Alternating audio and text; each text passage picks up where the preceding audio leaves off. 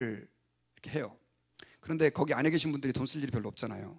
그 모여진 돈이 꽤 되는데 이분이 그것 때문에 좀 화가 난 거예요. 왜 화가 났나 했더니 알고 봤더니 가끔씩 이제 이분이 필요할 때마다 이렇게 돈을 찾았는데 한 100불씩 정도를 찾았나 봐요. 자주는 아니지만 한 달에 한 번 꼴로. 그런데 나중에 그 바우처를 띄워보니까 한 달에 그 나간 돈이 160불로 나간 걸로 돼 있는 거예요.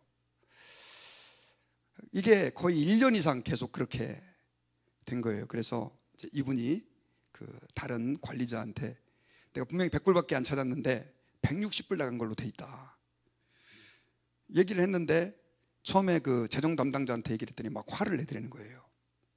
그리고 다른 그 관리자한테 또 얘기를 했는데 일이 처리가 안 되는 거예요. 그래서 저한테 이제 그 바우처를 보여주면서 이제 얘기를 했는데, 제가 이렇게 보니까 진짜 그 바우처에 숫자로 100이라고 쓴 거를 160으로 고친 거예요. 제가 봐도 너무 명백하게 알겠는 거예요. 그래가지고 아니 이게 지금 너무 명백하게 여기서 지금 서류를 위조한 것 같은데 이게 좀 말이 안 됩니다. 그랬더니 자기도 말이 안 된다는 거예요. 이분이 널싱홈에 계시지만 정신은 멀쩡하시거든요. 그리고 굉장히 똑똑하세요. 기자 출신이셔가지고 아니 그래도 좀 어필을 해보시죠. 이렇게 명백한 증거가 있는데. 그랬더니 오히려 그 사람들이 더 화를 내고 무시하더라는 거죠. 그러면서 그분들을 좀 도와주는, 또 그분들의 그 입장을 대변해주는 그 옴부드맨이라고 하는 분이 있어요. 그래서 그분한테도 얘기를 했는데 결국 다음에 연락드릴게요 하고 이제 연락이 없는 거죠. 그러면서 이제 그분이 그 널싱홈에서 뭐 다 그런 건 아니겠지만 특별히 그 스태프들 가운데 일부가 너무너무 불친절하고 그렇게 함부로 사람을 대하는 거에 제가 기분이 굉장히 나쁘다, 뭐 이렇다고 다 그런 건 아닙니다. 그런 불평을 좀 하시는데 제가 굉장히 마음이 좀 아프더라고요. 그러면서 속으로 이렇게 생각했습니다. 그분이 제발 크리스천이 아니기를. 이런 아까 그 불친절하다고 하는 분이. 오늘날 하여튼 뭐 지금 이 얘기를 마무리하면 하여튼 좀 잘 해결될 수 있도록 기도를 좀 부탁드립니다. 지금 진행 중에 있는데, 오늘날 이 많은 크리스천들이 교회에서는 정말 하나님 앞에 신실한 크리스천으로서 또 심지어 존경까지 받고 칭찬도 받는데, 세상에서는 세상 사람들과 똑같이 그렇게 살아가고 있는 사람들이 너무너무 많이 있습니다. 하나님의 말씀의 원리가 삶으로 스며들어가지 못하고 그냥 교회에서만 그냥 선포되고 끝나는, 그래서 설교는 설교고 삶은 삶이다, 이렇게 이중적인 삶을 살아가고 있는 그리스도인들이 점점 더 많아지고 있는 그런 현실을 살아가고 있습니다. 그런데 여러분, 성경에서는요, 우리 그리스도인들의 삶이라고 하는 것은 교회에서 열심히 충성하고 하나님 잘 찾는 것만으로 끝난다고 말하지 않습니다.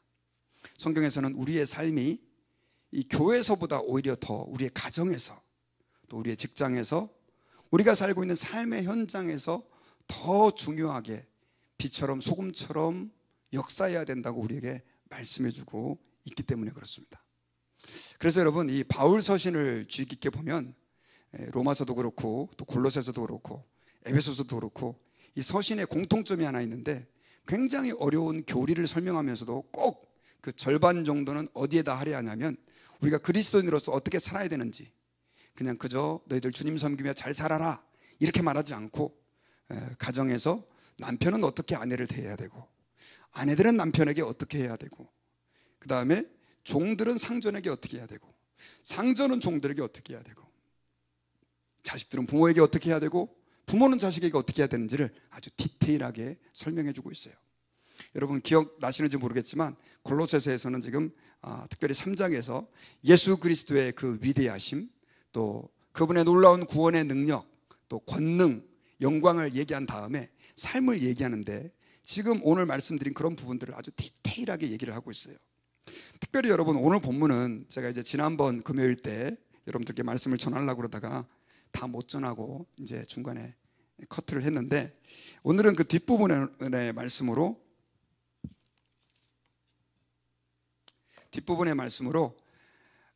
이 상전과 종과 상전의 그 관계에 대해서 말씀을 하고 있어요.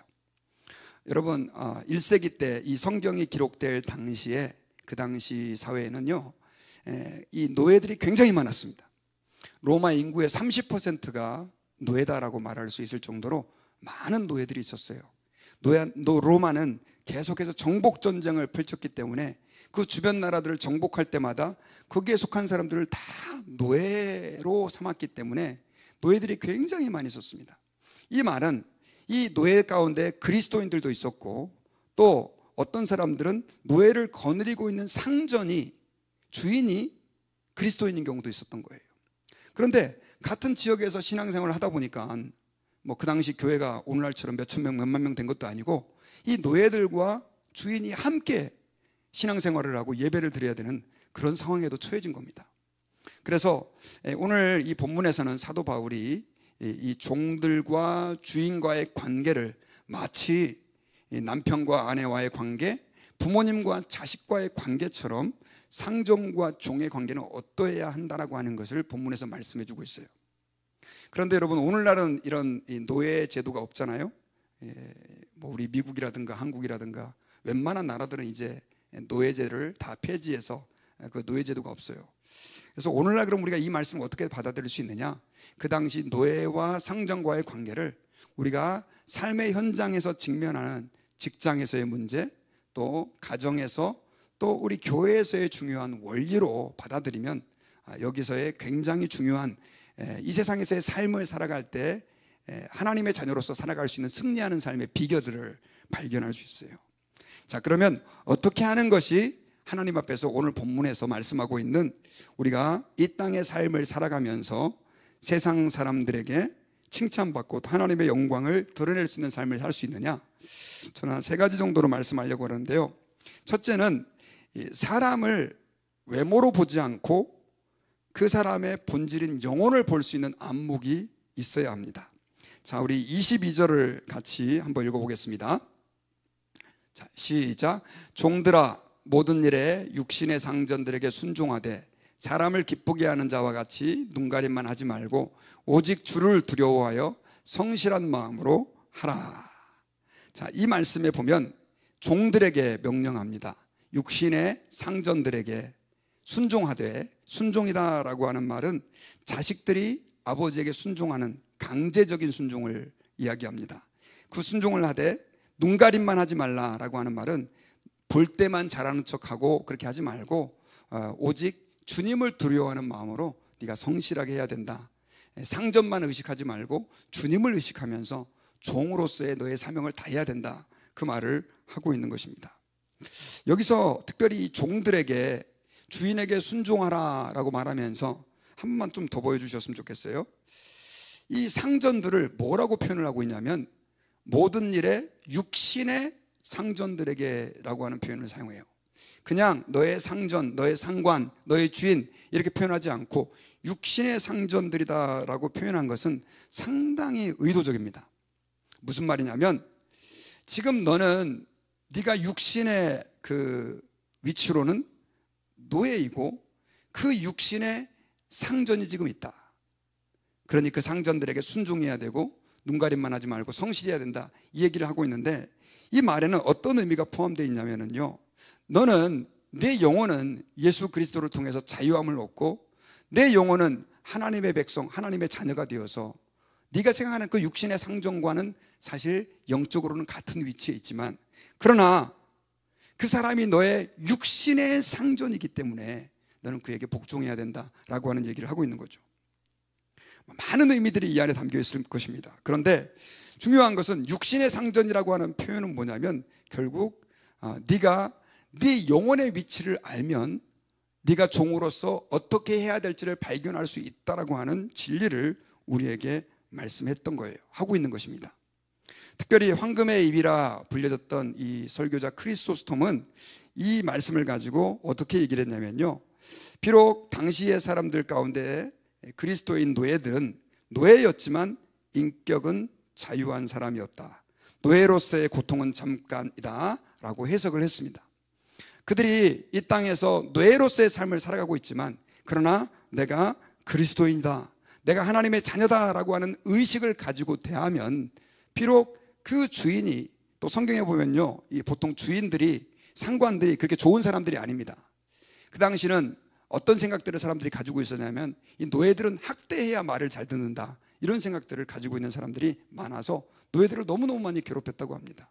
우리 미국의 역사만 봐도 그런 생각을 가진 사람들이 많이 있었잖아요. 우리 한국도 이 종들은 잘해주면 안 돼, 아주 괴롭히고 학대해야 말 들어, 이런 생각들을 가지고 있는 주인들이 많이 있었던 것처럼 그 당시에 이 노예들은 굉장히 많이 학대를 당하고 있었는데, 그럼에도 불구하고 그 육신의 상전에 네가 순종하고 마치 주님을 대하듯 하라 라고 하는 것을 말씀해 주고 있는 것을 오늘 성경을 통해서 볼 수가 있습니다. 자, 여기서 우리에게 굉장히 중요한 한 가지의 원리를 하나님께서는 말씀해 주십니다. 이게 뭐냐면, 이 세상의 삶을 살아갈 때 우리는 우리도 모르는 사이에 사실 열등감이라고 하는 것을 갖게 됩니다. 부자인 사람, 권력이 있는 사람, 힘이 있는 사람, 잘생긴 사람, 이런 사람들을 만나다 보면 나도 모르는 사이에 열등감이 생기고요. 또 이 세상을 나가다 보면 회사이든지 또 정부기관이든지 또 비즈니스를 하는 것도 마찬가지고 어떤 곳이든지 내가 인정하고 싶지 않은 이런 하이어라키라고 그러죠. 이런 어떤 계층이 존재합니다. 거기에서 우리는 사실 우리도 모르는 사이에 열등감을 갖게 되고, 그리고 그런 삶에서 때로는 화도 나고 짜증도 나고, 그럼에도 불구하고 마지못해서 내가 그 조직에 순응해야 되는 그런 안타까운 상황을 우리가 겪으며 살아가는 사람들이 실제로 많이 있습니다. 그런데 우리 예수 믿는 사람들이 기억해야 될 것은 뭐냐면, 비록 그렇다 할지라도, 비록 우리가 세상에서는 남들이 인정할 만큼의 돈을 가지고 있지 않고 아름다움을 가지고 있지 않고 권력과 명예를 가지고 있지 않다 할지라도 그것은 육신에 해당하는 포지션이라는 거죠. 너희들은 하나님 앞에서 존귀한 자다라고 하는 사실을 우리가 기억할 때, 우리는 이 땅에서 비록 아무리 내가 낮은 지위에 있고 또 세상에서 천한 일을 한다 할지라도 그 사람 자체가 천한 게 아니라는 거죠.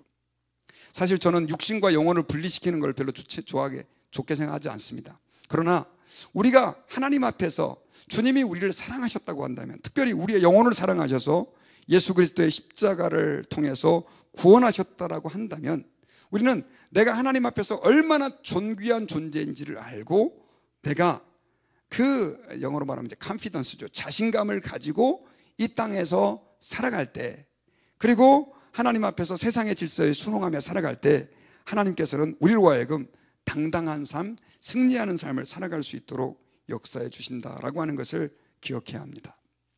여러분, 그 조직신학의 인간론을 공부하다 보면요, 사람이 무엇인가 이런 것들을 공부합니다. 그런데 사람이 무엇이냐라고 하는 것에 대해서 우리는 너무나 당연한 이야기들을 교회에서 많이 들어서 알고 있겠지만, 믿지 않는 사람들은 사실 이걸 잘 혼란스러워하고 혼돈스러워합니다. 왜냐하면 인간이 무엇이다라고 규정한다는 게 너무 어렵기 때문에 그래요. 그런데 성경에서는 우리에게 분명하게 인간이 어떤 존재인지를 말씀하고 있습니다. 인간은 하나님의 형상대로 지음을 받은 피조물입니다. 믿으십니까? 예.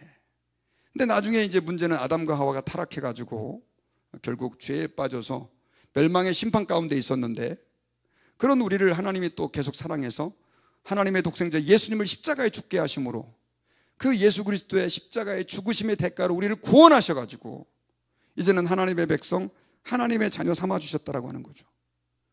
만약에 여러분 제3자의 입장에서 봤을 때 우리가 얼마만큼 소중하고 가치 있으면 하나님이 독생자 예수님을 죽이시면서까지 우리를 구원하셔서 하나님 자녀 삼으셨냐는 것입니다. 우리가 예수님을 믿는다라고 하는 것은 그래서 이 세상에서 어떠한 신분이라든가 혜택, 은혜를 누리는 것보다 더 값진, 더 놀라운 은혜를 입은 사람이라고 하는 것을 우리는 잊으면 안 됩니다. 그러니까 세상에서 때로는 우리가 내가 원하는 그 높이, 존경심, 또 그런 부귀, 영화들을 소유하지 않는다 할지라도 이미 하나님으로부터 받았다라고 하는 것을 기억하고, 특별히 오늘 말씀처럼 종들에게, 너희 상전들에게 순종해라 라고 말씀하신 것처럼 그 말씀에 우리가 순종할 수 있는, 또 이 세상에서 그 질서, 주님이 세우신 권위들에게 대해서 우리가 복종할 수 있는 그런 은혜를 저와 여러분들이 살아가야 될 줄 믿습니다. 특별히 여러분, 그럼에도 불구하고 많은 성도들은요 이걸 잘 깨닫지 못합니다. 그래서 예수님을 믿고 하나님이 나를 너무나 사랑함에도 불구하고 세상 사람들이 육신의 안목으로 이 세상 모든 것을 보는 것처럼 예수를 믿는 사람들이 똑같은 각도로 그렇게 사람을 보는 경우가 많아요. 저 사람이 얼마만큼 잘생겼냐, 못생겼냐, 저 사람이 얼마나 좋은 직업을 가졌느냐, 나쁜 직업을 가졌느냐, 저 사람이 얼마만큼 말 그대로 높은 자리에 있느냐, 낮은 자리에 있느냐. 자꾸만 우리는 이런 세상의 시각으로 사람을 보는 그런 경향들이 있다라고 하는 것이죠. 그런데 여러분, 우리가 이것들을 배격해야 합니다. 특별히 하나님께서 이 다윗을 부르실 때 이 사무엘을 보냈잖아요. 그래서 이 다윗이 사무엘이 큰아들을 보고 왕의 제목이라고 얘기했을 때 하나님은 아니다, 나는 외모로 사람을 보지 않는다 라고 말씀하면서 결국은 막내였던 다윗을 하나님이 선택해서 사무엘로 기름을 붓게 하고 계세요. 세상 사람들은 다 겉과 외모를 보지만 하나님은 우리의 중심을 보시는 하나님이다 라고 하는 것을 기억하시고, 하나님의 안목으로 나 자신을 볼 때 우리는 당당할 수 있고요, 또 하나님의 안목으로 우리는 또한 그렇다고 한다면 세상을 볼 수 있어야 합니다. 자, 안 믿는 사람들을 우리가 볼 때 그 사람이 아무리 많은 돈을 가지고 있고 또 세상적으로는 잘 나가고 부귀와 영화를 누리고 있다 할지라도 만약에 하나님의 안목에서 그 사람을 봤을 때 그 사람이 예수 믿지 않으면 그 사람은 구원받지 못하고 영원한 하나님의 심판 아래 놓일 수밖에 없는 사람이라고 하는 사실을 우리는 발견하게 됩니다. 그리고 그 영혼의 안타까움을 우리는 느끼게 되고 거기에서 발견하고 그 사람을 위해서 우리는 기도할 수 있게 되고 또 그 사람이 구원받아야 될 그런 불쌍한 영혼이라고 하는 생각들을 가지고 대할 수 있기 때문에 그렇습니다. 그러므로 여러분, 우리가 하나님 앞에서 나 자신을 바라볼 때 또 세상을 대할 때 우리는 이런 당당한 하나님 안에서 나를 보고 세상을 보는 그런 안목을 가져야 될 줄 믿습니다. 교회 생활도 마찬가지예요. 여러분, 사실 오늘날 이렇게 세상에 많은 교회들이 있지 않습니까? 많은 교회들이 있는데 여러분들은 어떤 교회가 좋은 교회라고 생각하시고 어떤 교회가 괜찮은 교회라고 생각하십니까? 저는 개인적으로 어떤 생각을 가지고 있냐면요, 요즘은 자꾸 목회자들도 교회를 좋은 교회, 그럭저럭한 교회, 나쁜 교회 이렇게 구분을 하는 그런 목회자들이 꽤 많습니다. 그리고 우리 교회는 좀 좋은 교회가 아닌 것 같아 이렇게 생각하는 교인들도 꽤 많아지고 있습니다. 그런데 여러분, 성경의 관점에서, 하나님의 관점에서 교회를 보잖아요. 그리고 우리는 교회를 좀 다른 시각에서 볼 수 있어요. 왜냐하면 일단은 성경에 나오는 교회들 중에 문제가 없었던 교회가 있습니까? 없습니까? 없어요. 다 문제가 있어요. 성경은 여러분, 고린도 전후서부터 시작해가지고 바울 서신을 보면 다 문제 있는 교회를 향해서 쓰신 교회예요. 쓰신 서신이 바로 이 성경으로 기록돼서 우리가 지금 가지고 있는 거예요. 그런데도 불구하고 주님은 그 교회를 향해서 피로 값주고 사신 교회다라고 하는 말씀을 계속해서 성경의 저자를 통해서 말씀해 주고 있어요. 비록 교회에 문제가 있다 할지라도 그 교회는 예수 그리스도께서 핏값으로 주고 사신 교회다라고 하는 거예요. 이 말은 성도 한 사람 한 사람을 대할 때도 마찬가지입니다. 저 사람이 좀 부족해 보여도, 저 사람이 내가 볼 때는 조금 성격에 문제가 있어 보여도, 아직 술 담배도 못 끊고 외적으로 볼 때 문제가 있어 보여도, 그러나 그 사람이 예수 그리스도를 믿고 있다고 한다면 물론 성숙해 가야 되겠지만 하나님이 그 사람을 굉장히 존귀한 존재로 보고 있다라고 하는 것을 우리는 절대로 잊어서는 안 됩니다. 여러분, 교회라고 하는 것은 그런 면에서 주님의 모든 관심과 사랑이 집중되어 있는 곳이고, 성경에서는 교회를 그래서 뭐라고 얘기를 했냐면 주님의 몸이다 라고 말씀했어요. 여러분, 이 교회가 주님의 몸이다 라고 하는 표현보다 더 중요한 표현이 있나요? 이 남편들에게 뭐라고 얘기를 했습니까? 남편들아, 아내를 누구처럼 사랑해라? 내 몸처럼 사랑해라. 그러니까 주님이 가장 사랑하는 이 공동체가 뭐냐? 교회다라고 하는 것이죠.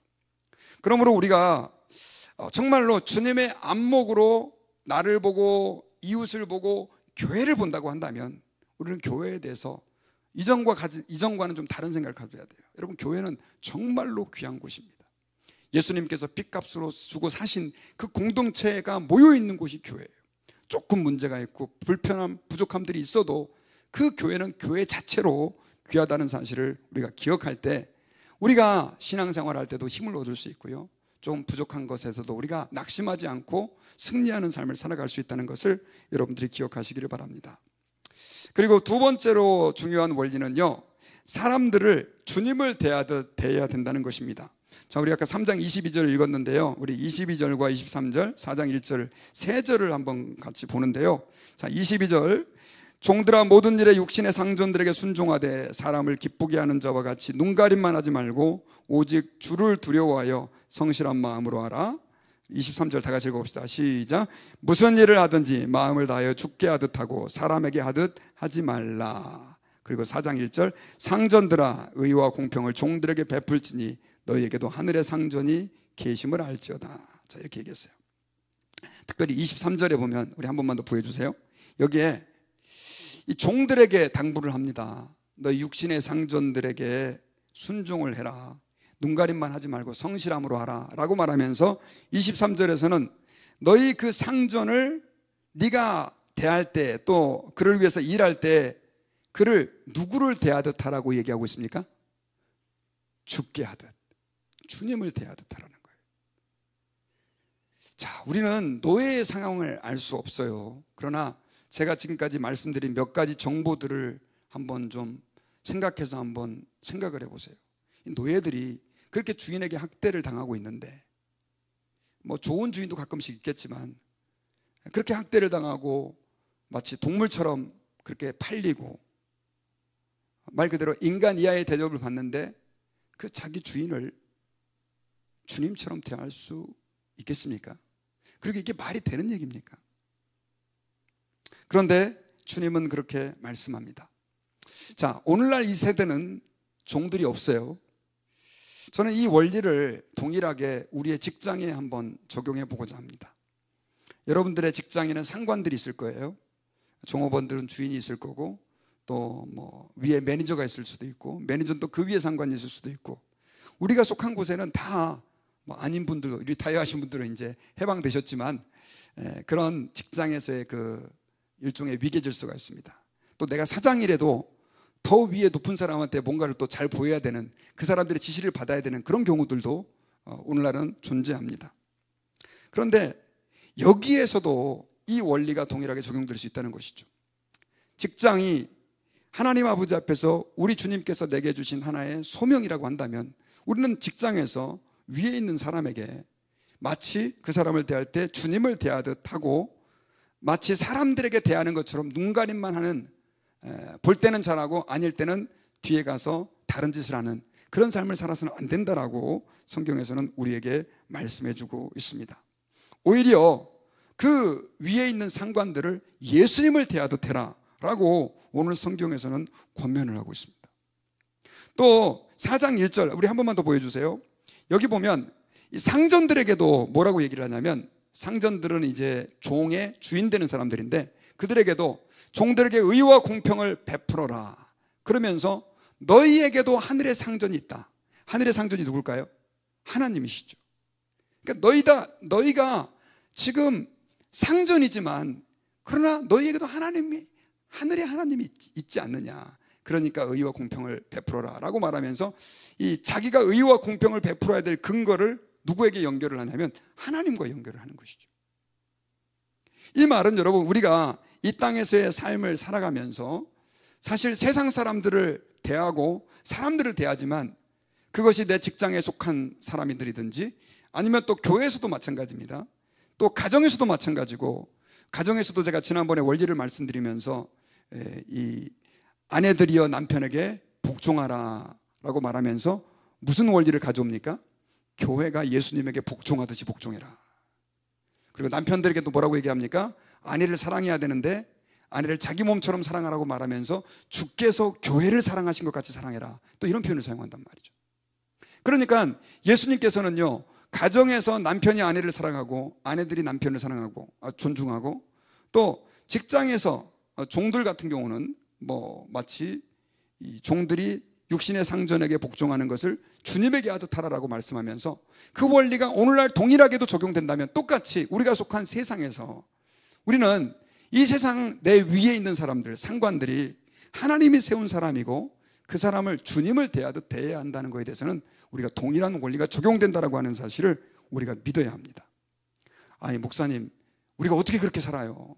그리고 지금 내 위에 있는 상관은요, 나 저 사람 때문에 지금 직장을 떠날까 말까 고민하고 있는데 그 사람만 없어지면 내가 살 것 같아, 이렇게 지금 내가 아주 힘들어하고 있는데 어떻게 그 사람을 예수님처럼 대합니까? 솔직히 잘 모르겠습니다. 그런데 주님이 그렇게 말씀해요. 그리고요, 그렇게 살 때 그게 누구에게 복이 되느냐? 사실 그 상관에게 복이 되는 게 아니라 나에게 복이 돼요. 여러분, 요셉은 노예가 되었습니다. 노예. 요셉의 신분은 노예였어요. 형들에게 팔려가지고 그렇게 그 애굽의 보디발이라고 하는 그런 사람의 집에 종으로 팔렸습니다. 노예예요, 노예. 그런데 이 요셉은 오늘 말씀을 들은 것도 아닐 텐데, 이건 뭐 수천 년 뒤에 주신 말씀인데, 정말로 자기가 노예로 있으면서 그 주인을 하나님을 대하듯 대한 것 같아요. 그래가지고 그 주인이 너무 기뻐해서 그 어린 요셉을 그 집안의 모든 종들을 관리하는 총 매니저로 세웁니다. 나중에는 이 요셉이 보디발의 아내가 자기를 유혹하는 걸 거절해가지고 누명을 쓰고 감옥에 들어갔는데 얼마나 억울합니까? 그럼에도 불구하고 이 요셉은 감옥 안에서도 거기 있는 사람들을, 아마 죄수들을 포함하여 간수들을 누구를 대하듯? 주님을 대하듯 그렇게 대해요.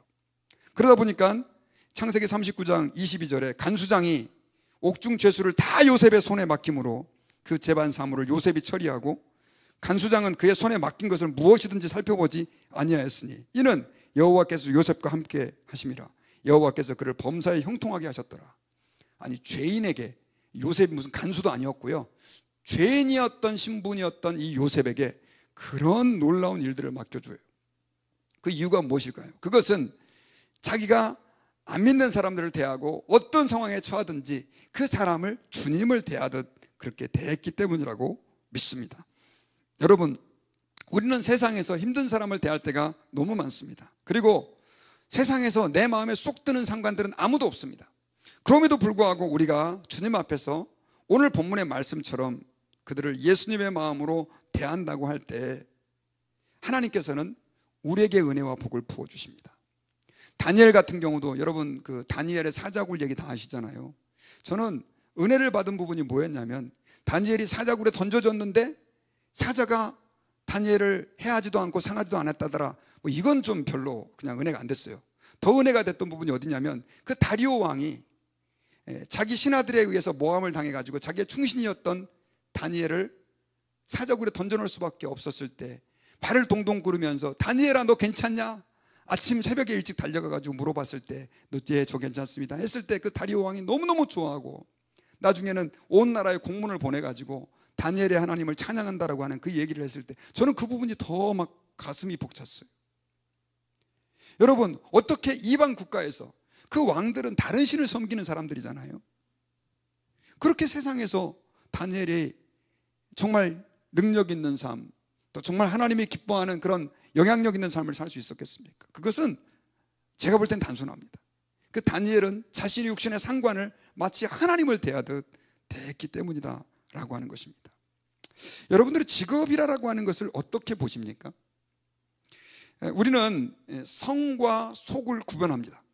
그래서 교회 물건들을 성물이라고 하고, 목회자들은 성직이다 뭐 이런 표현을 사용하는데, 이 종교개혁자들은 이걸 부정했습니다. 종교개혁자들은 성과 속을 구분한다는 것은 성경적이지 않다. 우리가 하나님 앞에서 다 만인 제사장이라고 한다면 사실은 목사의 위치가 너무나 중요하고 귀한 것처럼 농부들도 중요하고, 세상에 뭐 공장을 가지고 그냥 허드렛 일을 하는 사람도 그것은 하나님이 주신 일이다 라고 하는 이야기를 했습니다. 이 말은 목사를 평가절하하자 그런 얘기가 아닙니다. 이 말은 우리가 세상에서 어떤 일을 한다 할지라도 그 일은 한번 따라해 봅시다. 하나님의 일입니다. 웨이트리스를 한다 할지라도, 거리에서 청소를 한다 할지라도, 남들이 볼 때 정말 죄가 아닌 그런 저런 일을 해 라고 생각하는 사람이라 할지라도 그것은 하나님이 우리에게 주신 일이라는 거죠. 여러분, 이 직업이라고 하는 단어가 영어로는 vocation이라고 하는 단어거든요. 이 vocation이라고 하는 단어에는 뭐가 들어가 있냐면 이 VOCA, 이 복카라고 하는 이 말 자체가 주님의 목소리, 부르심이라고 하는 의미가 담겨져 있어요. 그래서 내가 가진 그 직업은 하나님이 내게 주신 사명이요 소명이라는 거죠. 마치 목회자로 부름을 받는 것처럼 여러분들이 가지고 있는 그 직업도 하나님이 부르신 일이다라고 하는 사실을 우리가 기억하고 그 일을 정말로 오늘 하나님의 말씀처럼 내가 맡은 그 일들을 주님의 마음 가지고 사람을 대하면 하나님이 기뻐하시고 은혜를 베풀어 주신다라고 하는 것입니다. 제가 이번에 손승호 목사님, 돌아가신 목사님 장례식을 치렀는데 그분하고 굉장히 친했던 목사님 한 분이 저하고 같이 동문이셨는데 목회를 은퇴하고 나서 도너스 가게를 하셨어요. 그래서 도너스 가게를 하셨는데 뭐 먹고 살아야 되니까 또 교회가 또 좀 작은 교회여가지고 서포트가 잘 안 됐거든요. 하셨는데 이분이 도너스 가게를 하신 지 얼마 안 돼가지고 매상이 아주 낮은 가게였는데 매상을 엄청 올려놓은 거예요. 아주 부자가 되셨어요. 좋은 집도 사고. 그 집에 가니까 얼마나 부럽던지. 목사님에게 목사님, 아니 어떻게 이렇게 어려운 가게를 살려놓으셨습니까? 그랬더니 그분이 이런 말을 해요. 아, 목사님, 나 빵 만들 때 예수님이 드신다라고 생각하고 만들었다는 거예요. 예수님이 드신다고. 야, 이게 여러분 도너스 만드는 일 얼마나 힘든 일입니까? 새벽에 가가지고 짜증나, 이거 내가 먹고 살아야 되나? 더더군다나 목회까지 하시던 분이 그거 하니까 아무리 은퇴했다고 그러지만 하나님이 그냥 손님을 구름대처럼 보내주신 거예요. 한번 생각해보세요. 예수님이 이 빵을 드신다고 생각하고 만드는데 이게 뭐 여러분 다를 수밖에 없죠. 여러분 직장생활 참 힘들고 어렵습니다. 그리고 어쩔 수 없이 직장에서 충성해야 되는 분들도 계십니다. 아유, 사표를 들고 다니면서 이거 내야 돼 말아야 돼. 저 사람 한번 받아버리고 그냥 사표 확 내고 나와버릴까? 이런 마음이 드는 분들도 많이 있을 겁니다. 그러나 여러분 한번 주님 마음 가지고 우리가 한번 사람들을 주님을 대하듯 한번 대해 보십시다. 그런 어떤 마음의 자세는 아까 제가 첫 번째 얘기했던 것처럼 내가 하나님의 자녀요, 비록 내가 어떠한 포지션에 또 어떤 사람들로부터의 모욕을 듣는다 할지라도 나는 존귀한 자라고 하는 확신이 있으면 저는 이게 가능하게 될 줄 믿습니다. 그리고 이러한 원리는 또한 교회에서도 마찬가지입니다. 여러분, 교회에서는 하나님이 세우신 그 직분자들 있지 않습니까? 그래서 저는 이렇게 믿습니다. 세상에서 우리가 세우신 그 권위에 또 그 위치에 우리가 그 사람을 주님처럼 대하는 것처럼 교회에서도 마찬가지예요. 여러분, 교회에서 직분자는 내가 교회 몇 년 다니니까 그냥 뭐 너 직분 가져라 해서 주는 게 아니에요. 하나님께서 아주 존귀한 자로 세워주신 것이 바로 교회의 직분입니다. 그래서 특별히 여러분, 저는 우리 모든 성도들이 뭐 교회는 어떤 분이 그러더라고요. 세상에서의 그 포지션은 피라미드로 해가지고 사장, 뭐 그 밑에 부장, 과장 뭐 이렇게 있지만 교회는 거꾸로래요. 오히려 섬기는 직분이다라고 얘기하면서 섬기는 직분이 맞습니다. 그럼에도 불구하고 우리가 기억해야 될 것은 뭐냐면 여러분, 하나님이 세우신 그 영적 권위에 우리가 존중을 해주고 또 그 사람들을 정말 우리가 주님을 대하듯 대해줄 때 비로소 교회가 건강한 교회로서의 영향력을 끼칠 수 있고 회복될 수 있다는 사실도 우리가 기억해야 합니다. 그리고 마지막 세 번째로요, 우리가 이 땅 가운데에서 정말로 영향력 있는 삶을 살아가려고 한다면 우리 3장 24절과 25절 같이 한번 읽어봅시다. 시작. 이는 기업의 상을 주께 받을 줄 아나니 너희는 주 그리스도를 섬기느니라. 불의를 행하는 자는 불의의 봉을 받으리니 주는 사람을 외모로 취하심이 없느니라. 자, 여기서 종들에게 너희 육신의 상전들에게 성실하게 행해야 된다. 눈가림만 하지 말아라. 그들을 주님처럼 죽게 하듯이 해야 된다. 이런 얘기를 하면서 24절에서 무슨 얘기를 하고 있냐면 너네들이 하는 거에 따라서 24절에 보니까 상을 주께 받는다는 거예요. 자, 이거 정말 황당한 얘기입니다. 자, 노예예요, 내가. 근데 지금 바울은 이런 얘기를 하고 있어요. 네가 노예로서 내가 한 말대로 주님을 대하듯 하고 성실하게 하면 주님이 뭘 주신다고요? 상을 주신다는 거예요. 놀랍지 않습니까? 전도 많이 하고 막 교회 열심히 충성하는 거 이거 말고도 내가 세상에서 가진 그 직업에 대해서 얼마만큼 충성하느냐에 따라서 주님이 상을 주신다는 거예요. 그리고 25절에 보면요, 벌도 주세요. 자, 25절에 보면 불의를 행하는 자는 불의의 보응을 받으리니 주는 사람을 외모로 취하심이 없다. 이 말은 무슨 말이냐면 내가 가진 직업에 대해서 불성실하게 정말 눈치만 싹싹싹 보고 그리고 막 아주 불성실하게 그냥 월급만 타가듯이 그런 식으로 일을 하면 이거는 주인이 싫어하는 걸 떠나서 주님이 그 불의에 대해서 보응을 하신대요. 심판을 주신다는 거예요. 여러분, 지금 이 말씀에서 여러분들은 무엇이 느껴지시나요? 이건 지금 교회 안에서의 일만을 얘기하는 게 아니에요. 종과 상전의 관계입니다. 우리의 직장을 지금 얘기하고 있는 거예요. 우리가 집사로서, 장로로서, 권사로서, 목사로서 이 직분에 충성하지 않느냐, 충성하느냐에 대해서 주님이 분명히 상과 벌을 저는 주신다고 믿습니다. 주님 앞에서 주님이 물어보셔요. 그런데 이런 영역이 아니라 내가 속한 직장에 대해서도 주님이 그거를 지금 말씀하고 있습니다. 우리가 아까 말씀드렸던 것처럼 하나님의 자녀라고 하는 자존감을 가지고 세상 사람들이라 할지라도 예수님을 대하듯 대해야 한다라고 하는 이 원리에다가 오늘 본문에서는 그렇게 잘하면 상과 벌이 있다라고 하는 것을 우리에게 덧붙이고 있는 것입니다. 여러분, 상과 벌이다라고 하는 것은 어떻게 말하면 좀 유치하게 느껴지지만 그러나 극한의 상황에서는요, 이 상과 벌이라는 게 굉장히 중요한 동력을 차지합니다. 저희 어렸을 때 지금 생각해보면 참 말도 안 되는 건데 저는 이 달리기를 잘 못했습니다. 그런데 이 달리기를 잘하고 운동회 때 막 좀 앞에서 1등하고 막 이러면 노트 줬잖아요. 노트. 저는 지금 트럭으로 가다 저도 안 받을 것 같은데 어렸을 때 그 노트 하나 받는 거, 연필 몇 개 받는 게 그렇게 좋아가지고요, 정말 엄청 열심히 떴는데 발이 막 안 움직이고 그래서 저는 상을 별로 많이 못 받았습니다. 동기부여가 되는 거죠. 신앙생활을 주님께서는 우리에게 동기부여를 하시면서 주님이 네가 이 세상에서 만약에 내 말대로 한다고 한다면 상을 줄 거라고 우리에게 말씀해 주고 있습니다. 히브리서 11장 6절에서도요, 이 사실을 우리에게 분명하게 얘기했어요.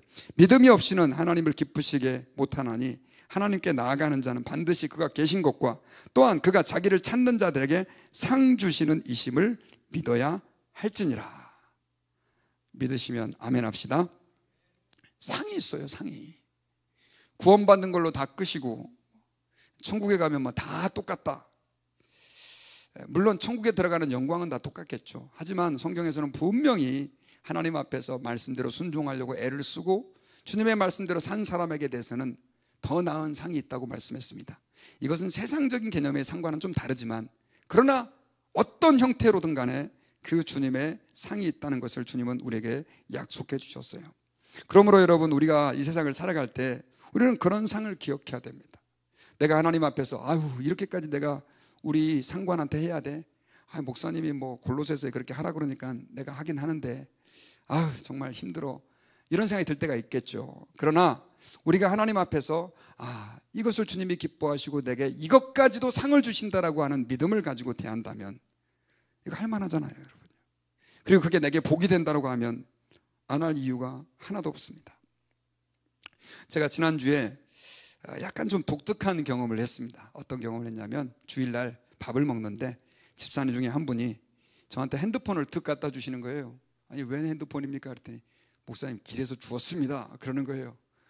아니, 근데 왜 이걸 절 주세요? 주인 좀 찾아주시라고요. 그래요. 그래서 아니, 왜 이걸 저한테 주인을 찾아주라고 그러십니까? 그래가지고 이제 핸드폰을 봤더니 이게 아이폰인데요, 이 아이폰이 참 시큐리티가 잘 돼 있나 봐요. 이게 아무것도 안 돼요. 진짜 문자가 온 것도 같은데 이게 열어볼 수도 없고, 그 다음에 전화도 안 되고, 걸 수가 없잖아요. 전화를 걸면 번호, 옛날 전화들은 이렇게 주소록 뒤져가지고 전화하면 이제 보통 이렇게 가족들에게 연락을 할 수 있으니까. 그래가지고 그분이 저한테 줬는데 이걸 가지고 왔는데 갑자기 이런 생각이 드는 거예요. 이거를 다 리세트를 해가지고 내가 이거 가질까? 이런 마음이 문득 들어요. 말도 안 되는 얘기지만. 왜냐하면 어차피 못 찾으니까. 집사님이 그런데 집사님이 나한테 준 게 있는데, 그런 생각이 들면서 이거 어떻게 주인을 찾아야 되지? 하고 하다가 아무리 생각해봐도 잘 모르겠어요. 그러다 포기를 하고 이제 월요일 날 그러고 있는데 갑자기 제가 요즘에 이렇게 챗GPT를 통해서 좀 중요한 정보를 좀 물어봅니다. 그래서 챗GPT한테 내가 핸드폰을 하나 주셨는데 이거 주인을 어떻게 찾아주면 되냐고 이렇게 물어봤습니다. 그랬더니 거기에요, 이머전시로 들어가 가지고 거기에 보면 사람 개인 신상이 있을 거라는 걸 알려주는 거예요. 그래가지고 정말로 이렇게 이머전시 911을 걸 수 있도록 돼 있잖아요. 아무리 전화가 막혀도. 그래가지고 그래 갔더니 거기에 뭐 남편 전화번호, 딸 이름 전화번호, 그 다음에 여동생 이름 전화번호 다 있는 거예요. 그래서 아유 이제 드디어 찾았구나 해가지고 제가 거기 있는 전화번호를 다 했는데 놀랍게도 전화 거는 것마다 다 그냥 음성으로 넘어가 버리는 거예요. 아 이게 도대체 어떻게 된 거지? 그래가지고 이제 또 제가 포기할 수가 없어서 문자로 이제 다 이렇게 남겨놨습니다. 제가 전화기를 주웠는데 저한테 연락을 해달라고. 그러는데도 연락이 안 와요. 그래서 제가 속으로 이런 생각을 했습니다. 내가 왜 이 고생을 해야 되지? 그런데 그때 제가 이런 생각을 했어요.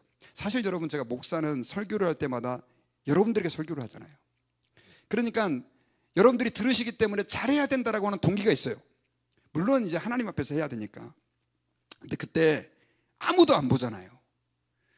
진짜 하나님 앞에서 하나님 제가 이거 계속 해야 됩니까? 하는데 제가 순수하게 이건 주인을 찾아줘야 되겠구나. 정말 마음이 얼마나 아플까 하는 마음이 들면서 그 주인에 대한 부분이 아니라 하나님이 참 기뻐하겠다.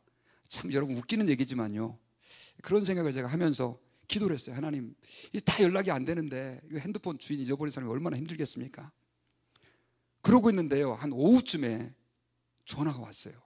전화가 왔는데 그 딸이 연락이 온 거예요. 딸이. 엄마가 영어를 잘 못하시는 분이죠. 우리 엄마 핸드폰 가지고 계시나요? 그래가지고 내가 가지고 있다고. 그랬더니 그러면 빨리 찾으러 오세요. 그랬더니 근데 그게 안 될 것 같습니다. 그러는 거예요. 왜 안 돼요? 여기 뉴욕입니다. 우리 엄마가 뉴욕 살아요. 그러는 거예요. 그래서 내가 잘 됐다. 차라리 안 갖다 주면 나도 번거롭지. 이렇게 생각을 했는데 얼마 뒤에 사실은 우리 그러면서 이런 얘기를 해요. 그러면 제가 쇼핑해서 보내드릴게요. 그런 마음을 주시더라고요. 그래서 제가 그냥 그거 돈 내도 되지만 그래도 쇼핑비만 좀 내세요. 그럼 제가 이렇게 보내드릴게요. 이러고 나니까 꼭 무슨 제가 스패머 같은 거예요. 여러분 사기치는 사람들 있잖아요. 그래가지고 내가 이렇게까지 해야 되나 계속 또 마음이 드는 거예요. 그래서 제가 여기다 이렇게 문자를 보냈어요. 저는 코리안 패스터입니다. 우리 교인 중에 한 분이 이 전화기를 주셨는데 꼭 주인을 찾아달라고 부탁을 해서 제가 이렇게 연락을 드립니다. 그렇게 한 이유는 예수 그리스도를 그분이 혹시 믿는 분 같으면 문제가 없지만 안 믿는 분 같으면 교회 성도들이 이렇게 착한 마음을 가지고 있으니까 좀 긍정적인 마음을 가졌으면 하는 마음으로. 그런데 얼마 있다가 저는 이제 쇼핑 보내려고 주소 보내달라고 그랬거든요. 근데 또 연락이 안 오는 거예요. 그러더니 전화가 제3자에게 왔는데 알고 보니까 여동생이 여기 살고 있어요. 그래가지고 그 여동생이 전화 와가지고 이제 우리 집까지 찾아와가지고 핸드폰을 넘겨드렸습니다. 참 되게 번거로운 시간들을 제가 보내고 월요일에 그것 때문에 꽤 신경도 많이 쓰고 그랬는데, 참 여러분 아이러니한 일일지 모르겠지만 그때 제가 하나님과 저와의 관계에 대해서 좀 많이 생각을 하는 계기가 됐어요. 이거 하나님이 기뻐하시겠구나. 목사가 늘 사람을 상대하고 사람을 대하는 일을 하다 보니까 당연히 제가 하나님을 제일 의식해야 함에도 불구하고 이게 좀 차원이 다른 문제였던 것 같아요. 그래서 제가 한번 그런 생각을 하면서 제가 여러분들께 이런 말씀을 드립니다.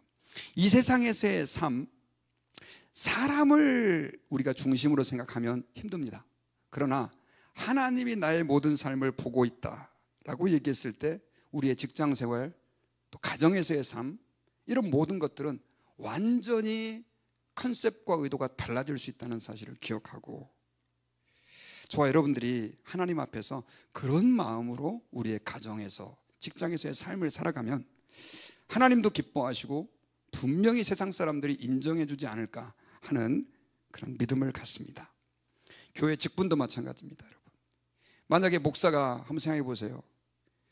내가 성도들한테 좀 점수 따야지 하는 마음 갖고 목회를 한다 그러면 얼마나 불쌍합니까? 그리고 성도들 볼 때는 막 열심히 하는 것 같다가 성도들이 안 보면 제가 막 엉망진창으로 막 뒤에 가서 딴짓하고 막. 실제로 그런 분들도 계세요. 참 교인들도 불쌍하죠. 근데 제일 불쌍한 것은 목사 자신인 거죠. 여러분, 목사뿐이 아니에요. 여러분들이 뭐 장로님, 집사님, 권사님들 다 직분 맡으신 분들 계시지 않습니까? 우리가 하나님 앞에서 받은 은사도 다르고 다 다르지만, 그러나 내가 주님을 섬긴다, 우리 주님을 섬긴다, 그런 마음 가지고, 또 주님이 그 섬김에서 상을 주신다라고 하는 마음을 가지고 조금 힘들고 어려워도 그 길을 걸어갈 수 있다면 주님이 이걸 기뻐하신다고 생각한다면 우리는 그 길을 기쁨으로 갈 수 있을 것이고, 그러다 보면 저는 우리를 통해서 주님이 영광 받으시는 은혜가 있게 될 줄 믿습니다. 저는 말씀의 결론을 맺겠습니다. 이 세상에서의 그리스도인으로서의 삶을 살아간다는 거 쉽지 않은 문제죠. 그런데 이때 우리가 가져야 될 마음, 특별히 아무리 우리가 세상에서 힘든 여건과 상황에 있다 할지라도 우리는 첫 번째로 나는 하나님 앞에서 주님의 사랑받는 존귀한 영혼이다. 예수님이 나를 위해서 십자가에서 죽으셔서 구원한 그런 괜찮은 사람이다라고 하는 확신을, 자기 확신을 가져야 돼요. 그러면 절대 세상에서 꿀리지 않습니다. 그리고 두 번째로는 세상 사람들을 대할 때 주님을 대하듯 해야 된다. 그리고 마지막 세 번째로는요, 우리가 하나님 앞에서의 그 모든 삶에 대해서 세상 사람들을 떠나서 하나님의 상과 벌이 있다, 이 마음을 가지고 우리가 세상에서 살아가면 우리는 능히 이 세상의 어려움들을 극복할 수 있는 은혜가 저와 여러분들에게 주어질 줄 믿습니다. 같이 기도하도록 하겠습니다.